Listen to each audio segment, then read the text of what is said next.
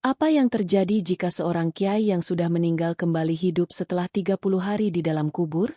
Itulah yang dialami oleh Kiai Anwar, seorang ulama karismatik yang selama ini dikenal dengan kebijaksanaannya.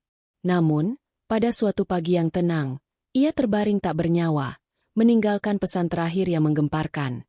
Aku melihat surga dan neraka. Setelah dimakamkan dengan penuh haru, tak ada yang menyangka bahwa 30 hari setelahnya, tanah di atas kuburnya mulai berguncang, dan suara lembut dari dalam tanah mulai terdengar. Aku telah melihat segalanya. Begitu kata-kata pertama yang keluar dari Kiai Anwar setelah ia bangkit kembali. Apa yang sebenarnya terjadi di alam kubur? Apa yang ia alami di sana yang membuatnya kembali ke dunia? Kisah ini akan mengungkapkan rahasia-rahasia yang lebih besar tentang kehidupan, kematian, dan apa yang menanti kita semua di akhir zaman. Siapkah kamu menerima kebenaran yang akan mengubah pandanganmu selamanya? Assalamualaikum warahmatullahi wabarakatuh.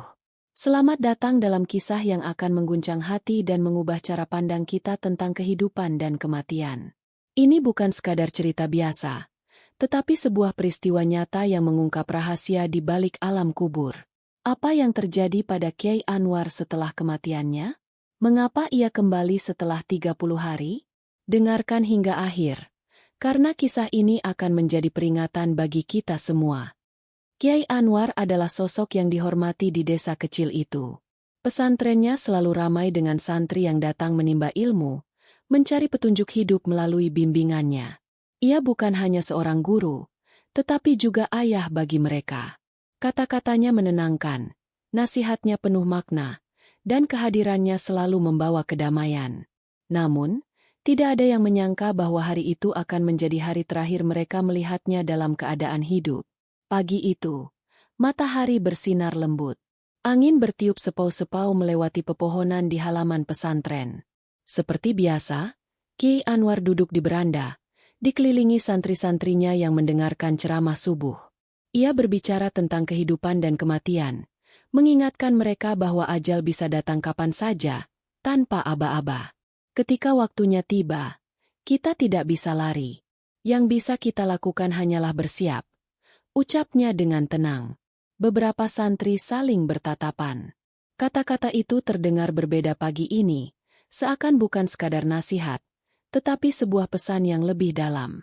Seiring matahari naik, Kiai Anwar tiba-tiba terlihat lemah. Ia memegang dadanya. Wajahnya sedikit pucat. Para santri segera menghampiri, menawarinya air, tapi ia hanya tersenyum. Sepertinya waktuku sudah dekat, bisiknya. Kiai, jangan bicara begitu, ujar salah satu santri. Matanya mulai berkaca-kaca. Namun, Kiai Anwar hanya menutup matanya sejenak, menarik napas pelan, lalu membuka kembali. Tapi ada yang aneh. Tatapannya kosong, seakan melihat sesuatu di kejauhan. Bibirnya bergerak, tapi suaranya begitu lirih. Ada yang datang menjemputku. Tiba-tiba, napasnya berhenti. Tangannya jatuh ke pangkuannya. Tubuhnya diam tak bergerak. Hening. Lalu, suara tangisan pecah. Santri-santri terisak. Beberapa berlari mencari bantuan. Kabar meninggalnya Kiai Anwar menyebar dalam hitungan menit. Warga desa berdatangan, memenuhi pesantren untuk memberikan penghormatan terakhir. Jenazahnya dibaringkan dengan rapi.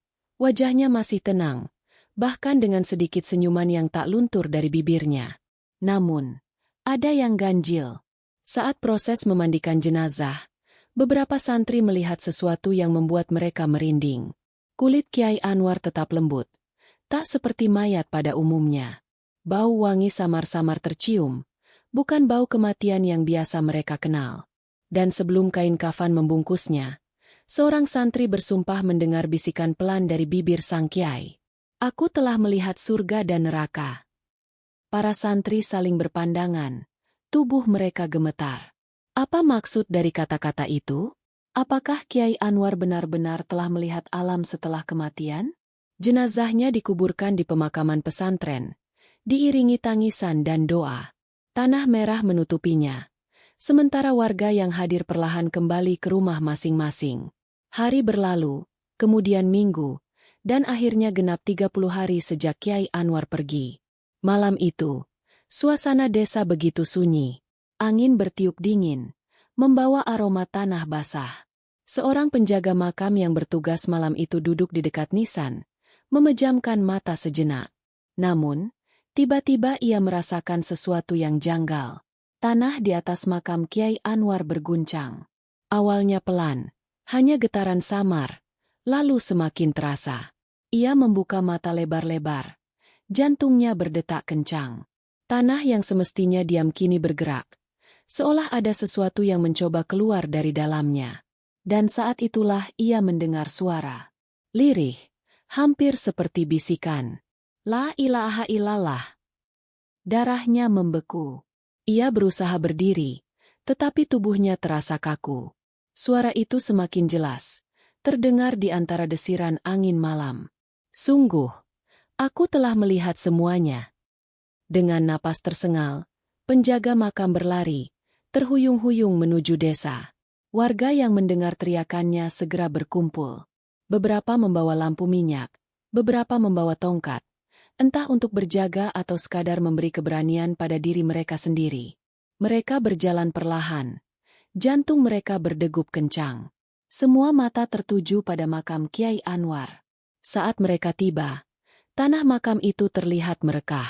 Dari dalamnya, samar-samar terdengar suara napas. Lalu, seketika semua terdiam. Sebuah tangan muncul dari dalam tanah. Warga menahan napas. Tubuh mereka membeku. Tak ada yang berani bergerak. Tak ada yang berani bersuara. Kemudian, dengan gerakan lambat dan lemah, sosok yang mereka kira telah meninggal mulai bangkit dari kuburnya. Matanya terbuka, napasnya tersengal, dan dengan suara yang bergetar, ia berbisik, "Aku kembali, karena ada yang harus kusampaikan." Malam itu, di tengah sunyi dan gemetar ketakutan, warga desa menyaksikan sesuatu yang mustahil. Sosok yang telah dimakamkan 30 hari lalu kini duduk bersimpuh di atas kuburnya sendiri. Tubuhnya lemah, nafasnya tersengal, dan matanya kosong, seakan baru saja melihat sesuatu yang tak dapat diungkapkan dengan kata-kata. Tak ada yang berani mendekat. Bahkan, beberapa warga mundur perlahan, takut bahwa yang mereka lihat bukanlah manusia, melainkan sesuatu yang lain. "Kiai?" Suara seorang santri terdengar pelan, hampir bergetar. Sosok itu mengangkat kepalanya perlahan. Matanya masih berkabut, tapi wajahnya jelas. Itu Kiai Anwar.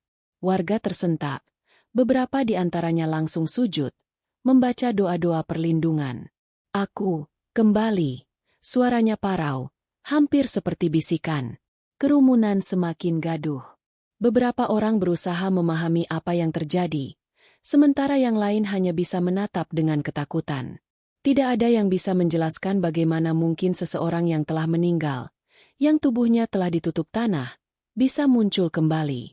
Para santri memberanikan diri mendekat. Salah satu dari mereka, yang paling dekat dengan sang kiai sebelum kematiannya, perlahan meraih tangan beliau. "Kiai, bagaimana bisa?" Kiai Anwar menatap santrinya. Matanya mengandung sesuatu yang sulit dijelaskan, seperti kesedihan yang begitu dalam, atau ketakutan yang tak terungkap. "Aku telah melihat," ucapnya lirih. Lalu tubuhnya melemah dan hampir terjatuh. Para santri buru-buru menangkapnya. Dengan hati-hati, mereka membawanya kembali ke pesantren. Di dalam kamar yang dulu menjadi tempatnya mengajar, Kiai Anwar dibaringkan. Tubuhnya lelah, seperti seseorang yang baru saja menempuh perjalanan yang sangat panjang. Warga berkumpul di luar, menunggu dengan rasa penasaran dan ketakutan yang bercampur aduk. Butuh waktu beberapa jam sebelum akhirnya Kiai Anwar bisa berbicara lagi. Dan ketika ia melakukannya, suara yang keluar dari bibirnya membuat semua orang di ruangan itu merinding. "Aku telah melewati sesuatu yang tak bisa kalian bayangkan." Santri-santri saling berpandangan. Beberapa dari mereka menelan ludah, merasa ngeri dengan apa yang akan dikatakan kiai mereka. "Ketika aku menghembuskan napas terakhir, aku merasakan tubuhku begitu ringan, seolah aku ditarik keluar dari dunia ini. Tapi yang terjadi selanjutnya bukanlah seperti yang aku bayangkan." Ruangan menjadi begitu sunyi. Tak ada yang berani bersuara. Aku tidak langsung menuju surga, seperti yang sering kita harapkan. Aku tidak langsung bertemu dengan cahaya yang menyambut dengan hangat. Aku merasa seperti terombang-ambing di antara dimensi, seperti ada sesuatu yang menahanku, menguji setiap helaan nafasku yang terakhir. Ia menatap mereka semua. Matanya penuh dengan sesuatu yang sulit diungkapkan. Aku mendengar suara. Suara yang begitu menggetarkan. Suara yang tak bisa digambarkan dengan kata-kata manusia. Ia memanggil namaku, dengan nada yang begitu berat, begitu dalam, seperti mengguncang tulang-tulangku. Santri-santri mulai menggenggam kain sarung mereka dengan erat. Beberapa di antaranya merasakan bulu kuduk berdiri. Lalu, aku melihat mereka, lanjut Kiai Anwar, suaranya semakin pelan. Makhluk-makhluk yang selama ini hanya kita dengar dari kitab-kitab. Mereka menatapku, menungguku, dan mereka tidak tersenyum. Ruangan semakin mencekam. Mereka bertanya kepadaku, "Siapa Tuhanmu? Apa agamamu? Siapa nabimu?"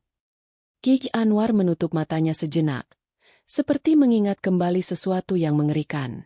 Aku menjawab dengan mantap. Tapi ternyata, itu baru awalnya. Ia menarik napas panjang sebelum melanjutkan. Karena setelah itu, aku mulai melihat sesuatu yang lebih menakutkan. Aku melihat manusia yang tersiksa. Mereka menangis, menjerit, meminta pertolongan. Aku melihat mereka yang dulu lalai, yang dulu menyepelekan akhirat.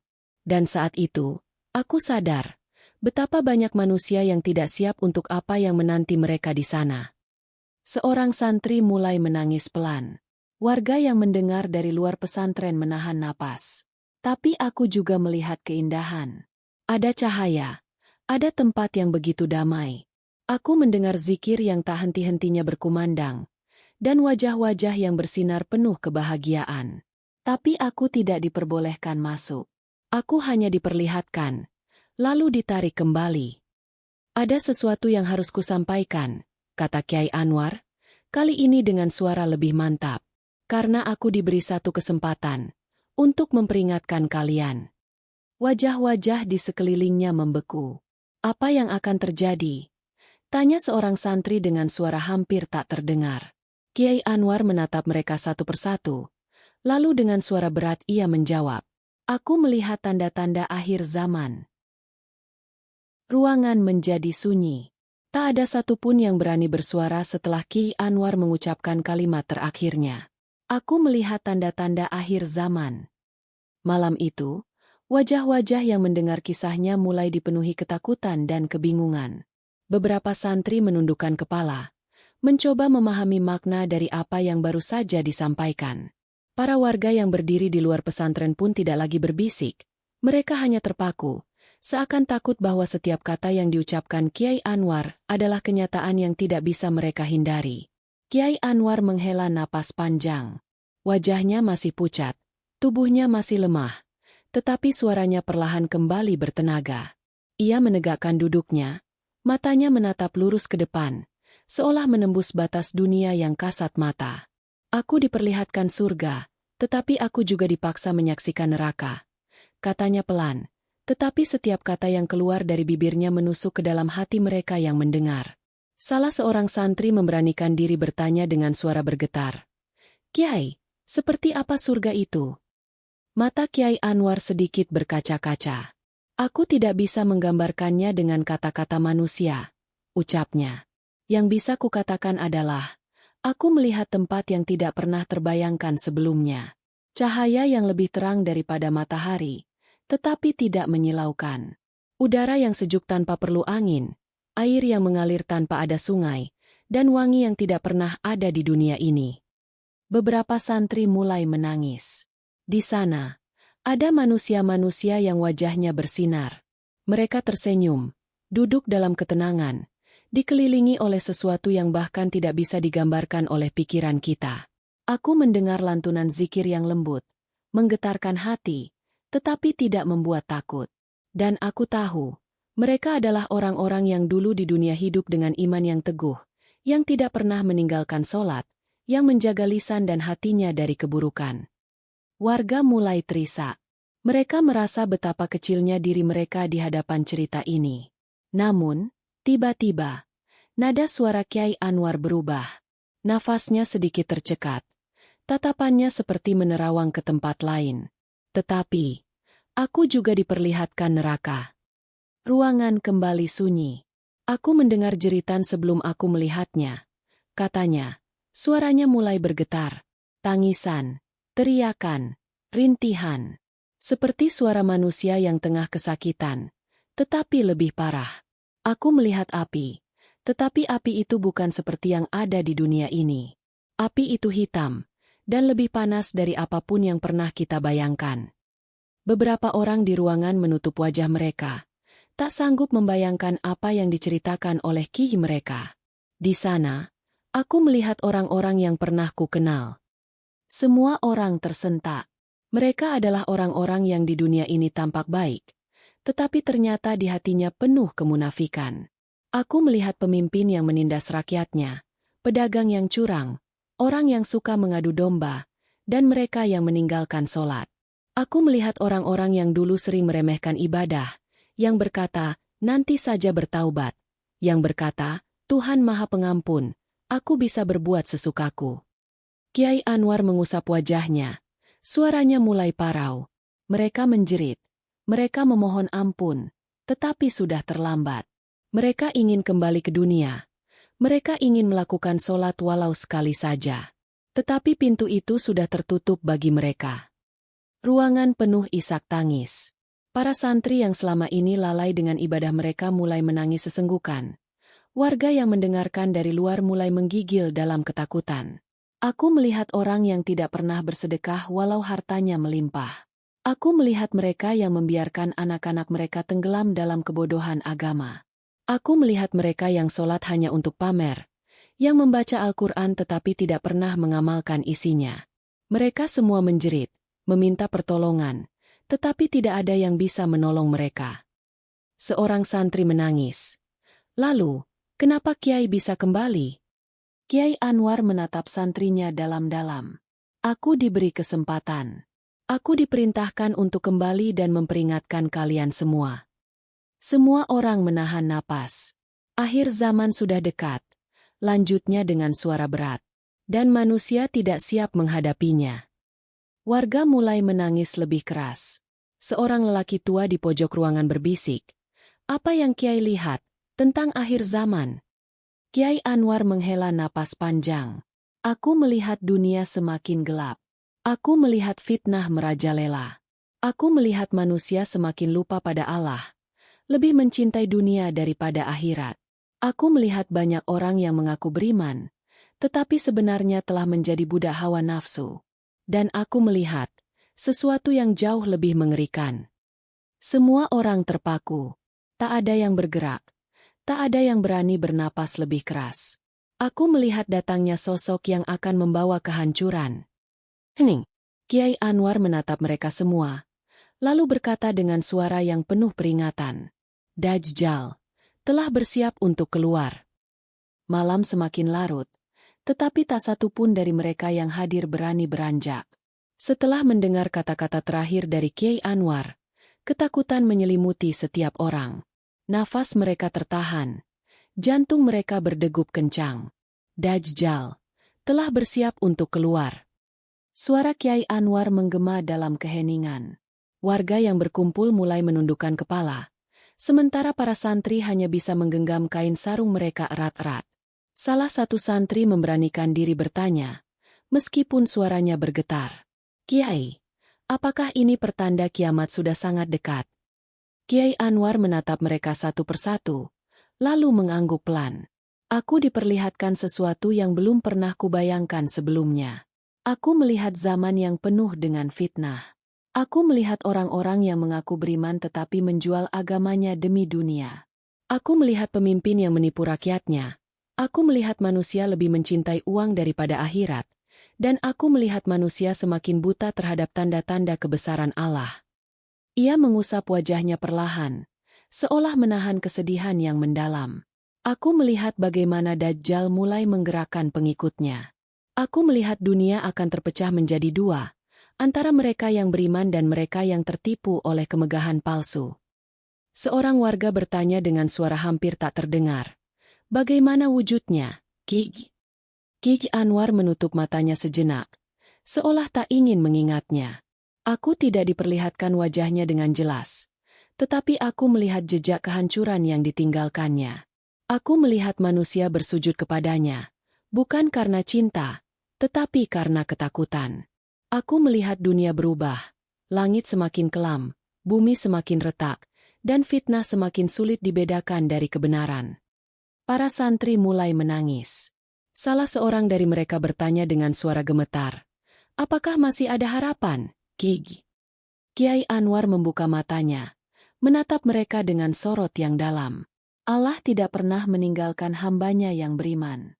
Aku diperlihatkan juga bahwa masih ada orang-orang yang tetap teguh, yang tidak tergoda oleh dunia, yang tidak tertipu oleh fitnah akhir zaman.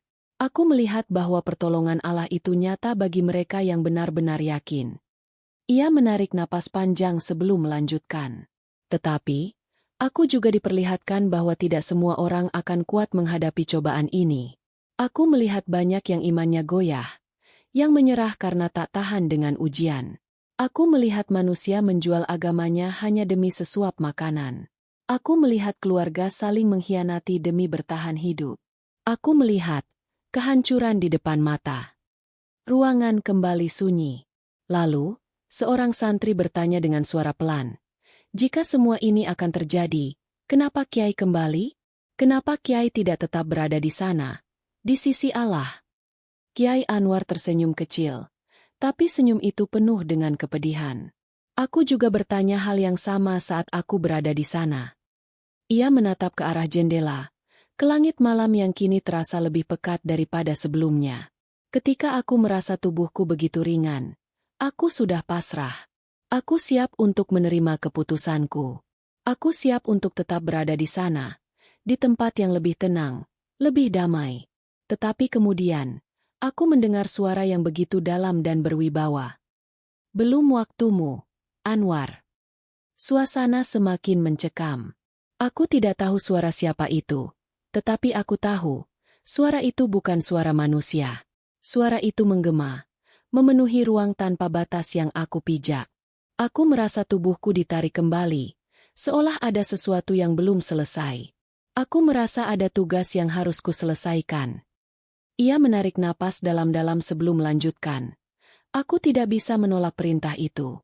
Aku merasa ada yang menarikku, membawaku kembali melalui lorong panjang yang gelap. Aku tidak bisa melawan. Aku tidak bisa menolak. Aku hanya bisa menerima. Meskipun aku ingin tetap tinggal di sana. Dan sebelum aku tersadar, aku kembali berada di dalam tubuhku, di dalam kubur. Beberapa orang menahan napas. Aku merasa seperti terbangun dari tidur panjang, tetapi bukan tidur yang biasa. Aku merasakan dinginnya tanah. Aku merasakan sesaknya ruang sempit di sekitarku. Aku mendengar suara gemuruh yang perlahan menghilang, dan aku menyadari sesuatu. Mata Kiai Anwar mulai berkaca-kaca. Aku kembali ke dunia. Aku hidup kembali. Tetapi aku kembali bukan untuk diriku sendiri. Aku kembali untuk kalian semua. Untuk memberi peringatan, sebelum semuanya benar-benar terlambat. Warga desa mulai terisak. Beberapa santri menangis semakin keras, menyadari betapa tipisnya batas antara kehidupan dan kematian. Allah masih memberikan kita kesempatan, lanjut Kiai Anwar, suaranya semakin berat.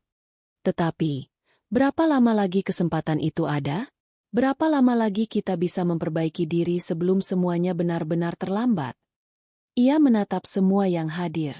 Aku diberi kesempatan untuk kembali, tapi kalian tidak tahu apakah kalian akan mendapat kesempatan yang sama.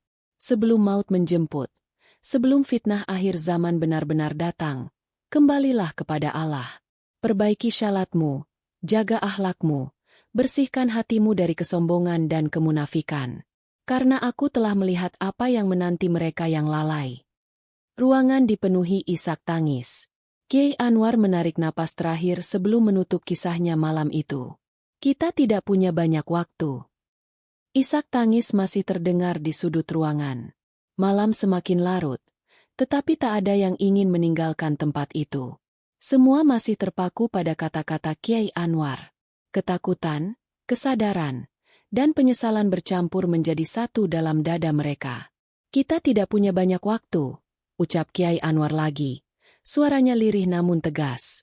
Seorang santri yang sejak tadi terisak akhirnya mengangkat wajahnya yang basah oleh air mata. Kiai, jika akhir zaman semakin dekat, apa yang harus kami lakukan?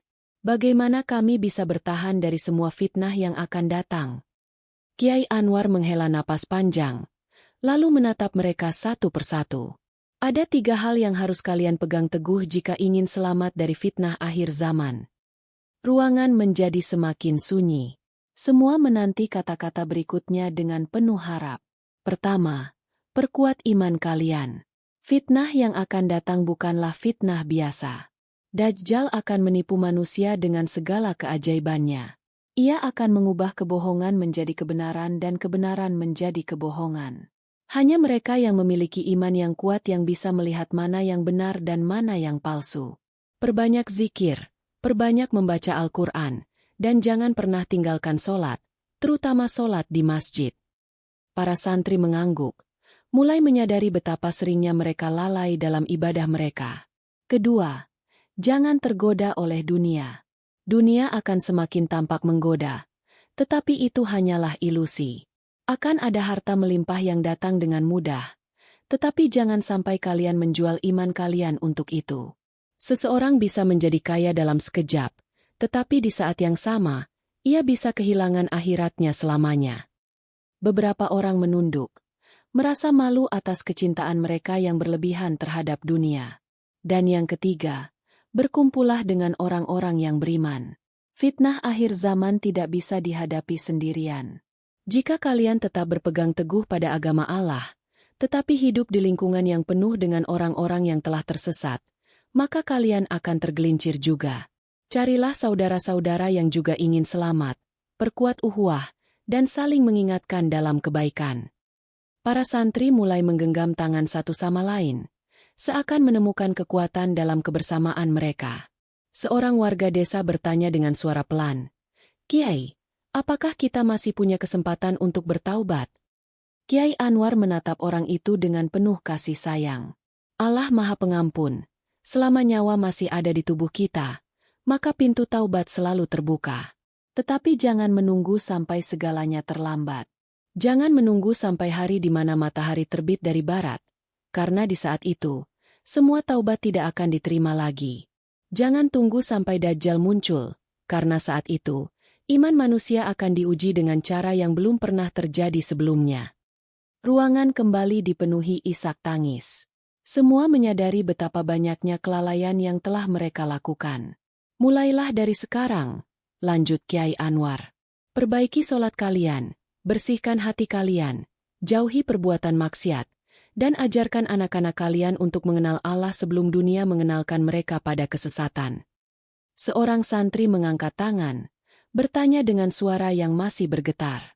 Kiai, apakah ada tempat yang bisa kita datangi untuk berlindung saat fitnah akhir zaman datang? Kiai Anwar menatapnya dengan mata yang tajam. Ya, berlindunglah di masjid. Berlindunglah dengan Al-Quran. Dan jika hari itu benar-benar tiba, pergilah ke Makkah dan Madinah. Karena 2 kota itu akan tetap terjaga dari fitnah Dajjal, hingga hari kiamat tiba. Semua menatap satu sama lain. Mereka kini sadar bahwa waktu mereka untuk bersiap tidak banyak. Ingat baik-baik, kata Kiai Anwar. Setiap hari yang kita jalani sekarang adalah hari-hari terakhir sebelum fitnah besar datang. Manfaatkan setiap detiknya untuk kembali kepada Allah, sebelum semuanya terlambat. Malam semakin larut, tetapi tak ada seorang pun yang ingin beranjak. Wajah-wajah yang tadinya penuh ketakutan kini mulai dipenuhi tekad. Kata-kata Kiai Anwar begitu dalam, menusuk relung hati, menyadarkan semua yang hadir bahwa waktu mereka di dunia ini hanya sementara. Kiai Anwar menatap mereka dengan penuh kasih. Ia tahu bahwa sebagian dari mereka masih diliputi ketakutan, tetapi ia juga melihat harapan yang mulai tumbuh di mata mereka. Ia menghela napas panjang, lalu berkata, "Aku tidak tahu sampai kapan aku akan tetap berada di sini. Aku tidak tahu apakah aku akan bertahan lama setelah kembali dari alam sana. Tetapi sebelum aku pergi, dengarkan baik-baik pesanku ini. Suasana kembali sunyi. Semua menundukkan kepala, bersiap menerima nasihat terakhir dari kiai yang telah kembali dari kematian. Jangan sia-siakan kesempatan yang Allah berikan. Setiap detik yang kita miliki sekarang adalah anugerah yang harus kita gunakan untuk memperbaiki diri. Jangan tunggu sampai ajal menjemput baru kita menyesal. Jangan menunggu sampai bencana datang baru kita ingat kepada Allah. Karena saat itu terjadi, semua sudah terlambat. Para santri menggigit bibir, menahan tangis. Warga desa yang hadir mulai menangis lebih pelan. Kali ini bukan karena takut, tetapi karena penyesalan yang mendalam. Perbaiki solat kalian. Karena solat adalah tiang agama. Jika solat kalian rusak, maka kehidupan kalian juga akan rusak. Jangan menunda solat hanya karena urusan dunia. Jangan malas untuk berdiri di hadapan Allah, karena suatu hari nanti, kalian akan dipaksa untuk berdiri di hadapannya tanpa bisa menghindar. Seorang santri mulai menangis terisak. Ia teringat bagaimana selama ini ia sering menunda syalatnya hanya karena urusan duniawi. Jauhi maksiat. Hati-hati dengan dosa kecil. Karena dosa kecil yang terus dibiarkan akan menumpuk dan menjadi dosa besar. Jangan biasakan berbohong. Jangan biasakan menipu. Jangan biasakan melihat yang haram. Karena dosa yang terasa kecil sekarang akan menjadi jeratan yang sulit dilepaskan nanti. Seorang lelaki tua di sudut ruangan mengusap wajahnya, menyesali masa lalunya yang dipenuhi keburukan. Didik anak-anak kalian dengan agama yang kuat. Jangan biarkan mereka tumbuh tanpa mengenal Allah. Jangan biarkan mereka sibuk dengan dunia tetapi kosong dari ilmu akhirat. Karena kelak, kalian akan dimintai pertanggungjawaban atas mereka. Para orang tua yang hadir menunduk, merasa bersalah karena lebih sering mengutamakan pendidikan duniawi dibandingkan ilmu agama bagi anak-anak mereka. Kiai Anwar menatap mereka sekali lagi. Suaranya semakin lirih. Dan yang terakhir, bersiaplah. Karena waktu kita tidak banyak. Ruangan menjadi hening. Suasana begitu berat. Seakan kata-kata itu menjadi pukulan terakhir bagi hati mereka. Aku tidak tahu kapan akhir zaman akan datang. Aku tidak tahu apakah aku akan melihatnya dengan mataku sendiri. Tetapi satu hal yang aku tahu dengan pasti. Tanda-tanda itu sudah ada. Fitnah semakin banyak.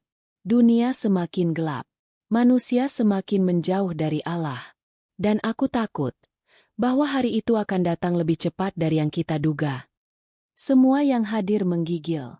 Ketakutan yang mereka rasakan bukan lagi ketakutan kosong, tetapi ketakutan yang berasal dari kesadaran akan dosa dan kelalaian mereka sendiri. Kembalilah kepada Allah sebelum semuanya terlambat. Perbaiki diri kalian, perbaiki keluarga kalian, dan jangan pernah lelah berjuang dalam kebaikan.